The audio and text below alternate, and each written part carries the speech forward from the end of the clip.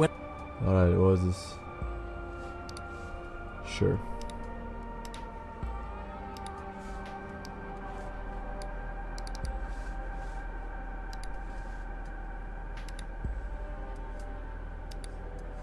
When I hear AAA video game, I think of stuff like this. Like AAA video game, oh you mean this type of game, right? AAA level. God of War Ragnarok is the rarest type of AAA video game, in that it actually is a really good video game. In the first hour of this game, you race out of a collapsing forest on a dog sled, then you fight a giant bear, and then you fight Thor. That is how you do a fucking video game. Since the last God of War came out in 2018, there have been a lot of great action games. Games like Sekiro, Devil May Cry, Katana Zero, Nioh 2, Hades, Metroid Dread, Elden Ring. Just 2 weeks ago I was playing Bayonetta 3. God of War has never been Tekken, okay? But Ragnarok subtly builds on a foundation which has aged pretty gracefully in the face of such heavy competition. The key word in describing Ragnarok's combat is balance. It's challenging but not unfair. It's flashy without taking control from the player. It's simplistic but still lets you get a little fancy. Watch this. Yeah.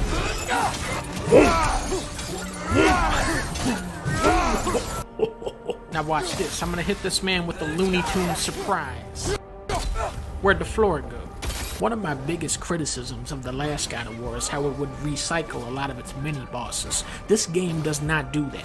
This game, you know Funko Land?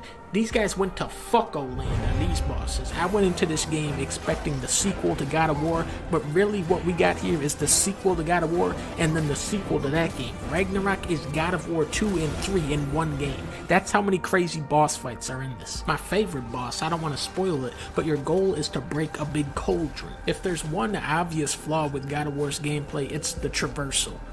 It sucks. You look at other Sony games like Spider-Man and Ratchet & Clank, and those games' traversal is just as good, if not better, than the combat.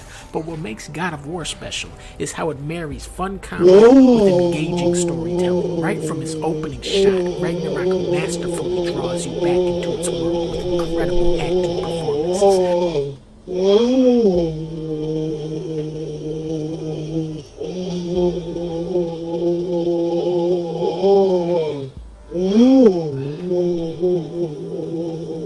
Jesus fucking Christ.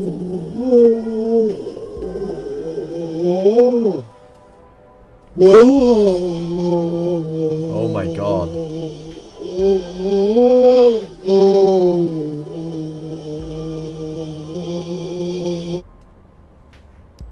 There's a much heavier emphasis this time on building up the world of God of War. There's a lot of side quests and lore to uncover, but for me, the most fulfilling part is just soaking in these beautiful environments. There is more artistry in some of God of War's doors than there is in entire video games. The sandy tempest of Elfheim, obscure lantern-lit bones of a mammoth creature, beams of moonlight peer through the leaves of a gungle tree in Mufelkin.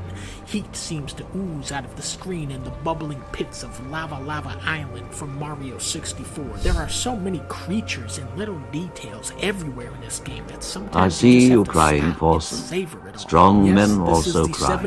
Feel strong, man. Lead a rebel force against a tyrannical dictatorship. You've seen this story before, but you've never seen it executed on this level before. This is big budget blockbuster entertainment with little interest in rehashing the previous game's story. There is some dialogue that'll make you groan. Everything's okay, right? Yeah, I'm just in a magical forest that shouldn't exist, talking to another giant, and she's... Boy. The scope of this game is much wider than the original, bringing back the original cast while introducing many new faces like Angra Boba, Tyr, Amir, Mimir, Finmir, Munko, Mumra, and the funny squirrel guy that I like. Simply throw your axe and strike the chimes, and I will attend to your needs. I am already here, Master Kratos.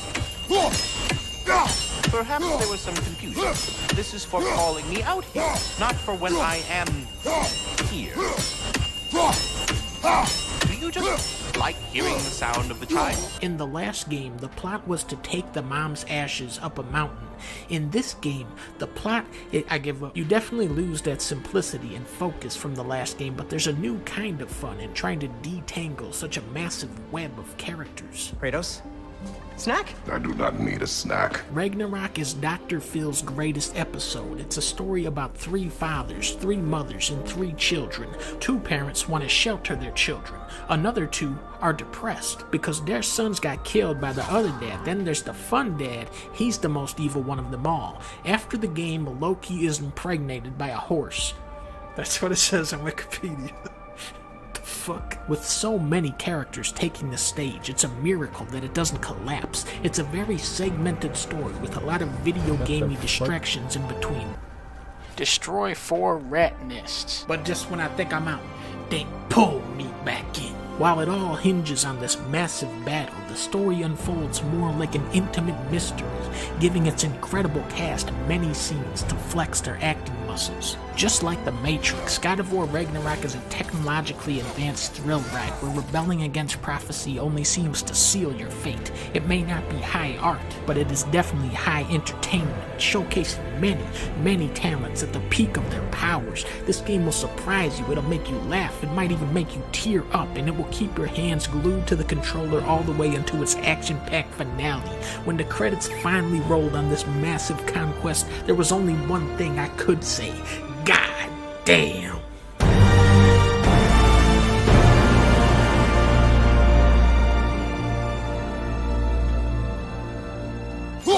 I see. You're deliberately attempting to push me into some sort of emotional outburst, aren't you? Well, I'm not so easily swayed, my good man. Stop! Stupid chime! Oh dear. I'm sorry. I don't know where that came from.